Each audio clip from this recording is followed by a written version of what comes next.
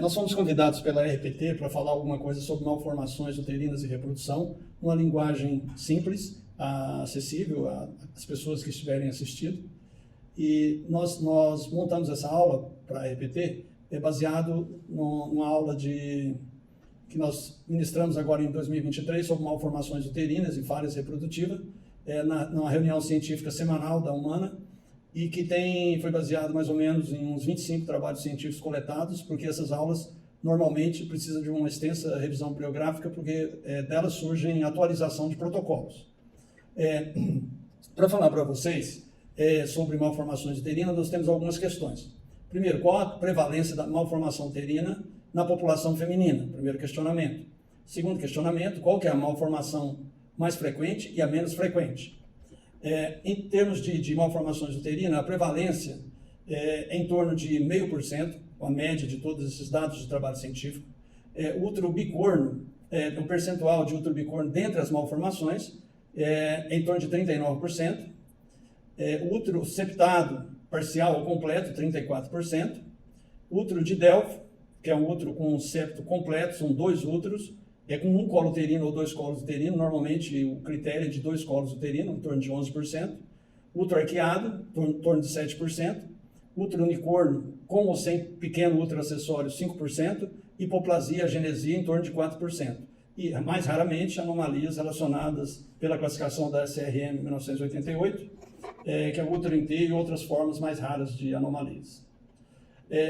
Todos esses critérios, esses nomes, normal, arqueado, septado, bicorno, eles têm pelo ultrassom tridimensional, principalmente, ou dimensional, bidimensional, eles têm os critérios que foram feitos pela SRM, pela Sociedade Europeia de Reprodução, pela Sociedade de Endoscopia Ginecológica, e ele tem os critérios de medida para dizer se é um arqueado, se é um septado, se é um bicorno, como vocês veem nessa figura aqui, mostrando uma diferença do septado de um bicorno que tem essa indentação aqui, aprofundando, separando já os cornos, e esse útero aqui é chamado então de útero bicorno.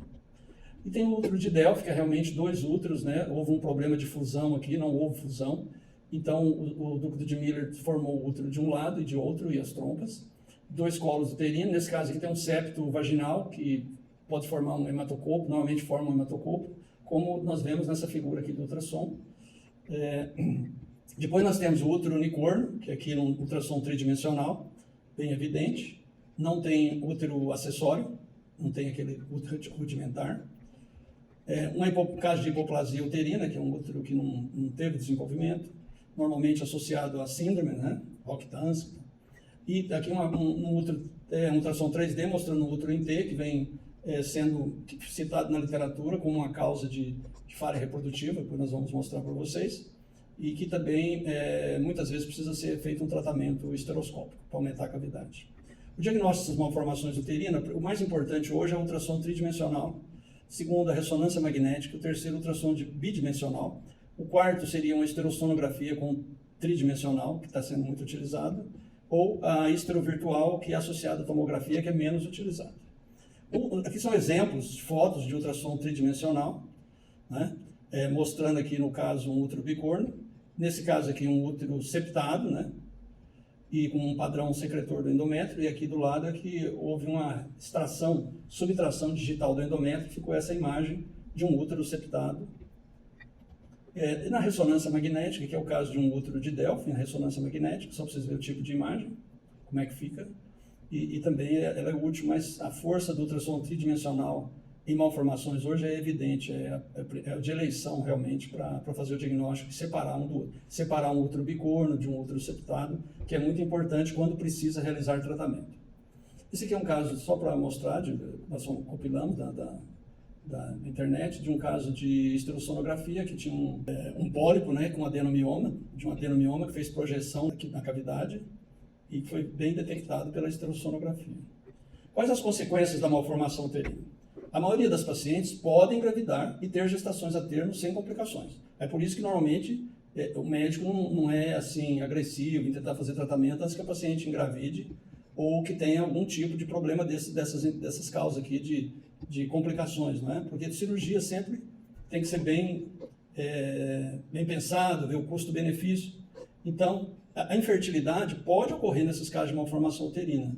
Pode ocorrer, mas não é uma causa importante de infertilidade. Já o aborto de repetição aí já tem um caso de ocorrência, a incidência de aborto de repetição já é maior, malformação uterina, parto prematuro é maior, e anomalias na apresentação fetal. Isso não existe dúvida na literatura, que a malformação uterina pode ser uma causa de aborto de repetição, pode ser uma causa de aborto de parto prematuro e de anomalias na apresentação fetal. Isso não tem polêmica. Agora, como tratar essas pacientes com complicações reprodutivas? Então, essas pacientes normalmente elas são encaminhadas, acabam sendo encaminhadas para especialista em reprodução, né? Porque normalmente quando eles estão no ginecologista, ele vai observar se ela vai ter uma gravidez normal, a termo, sem nenhum problema, etc. Mas quando começa a ter problemas desse tipo que nós já citamos, então elas são encaminhadas normalmente para médicos especialistas em reprodução, e principalmente reprodução assistida. Então esses médicos eles vão decidir o que fazer em termos de tratamento. Vai indicar uma cirurgia? Qual a melhor cirurgia? Então eles normalmente têm treinamento para fazer essa indicação. Por exemplo, no caso de um útero bicorno, no caso de um útero septado, o que fazer? As duas são situações completamente diferentes. Por exemplo, no útero bicorno, se for fazer uma correção, ou no útero de Delphi, vai ter que fazer uma cirurgia por via abdominal, ou laparoscópica, se tiver profissional extremamente treinado nisso, ou realmente abrindo a cavidade, uma laparotomia e fazendo plástica uterina, que chama metroplastia. Ou, se for o caso, por exemplo, de um útero septado, normalmente são corrigidas por esteroscopia cirúrgica. O colega vai avaliar, se ele for um esteroscopista cirúrgico experiente, ele vai tratar, senão ele vai encaminhar para os colegas que têm experiência nessa área. Então, o tratamento será decidido pelo médico especialista em reprodução e ele normalmente analisa o custo-benefício. Mas o importante é saber que quando as pacientes têm problema, elas podem fazer algum tipo de tratamento, na maioria das vezes. Lógico, vai ter casos que não vai ter quase que tratamento cirúrgico nenhum, como é o caso, por exemplo, do útero unicórnio, que existem algumas cirurgias experimentais sendo tentadas no mundo, mas na prática não tem muita opção, a não ser às vezes fazer uma cerclagem da forma mais adequada possível. Então, de forma resumida, malformações uterinas estão relacionadas com falhas reprodutivas, mas quando ocorrem essas falhas reprodutivas, o especialista pode indicar o caminho melhor para essas pacientes. Esse é o recado que eu tenho para vocês. Muito obrigado.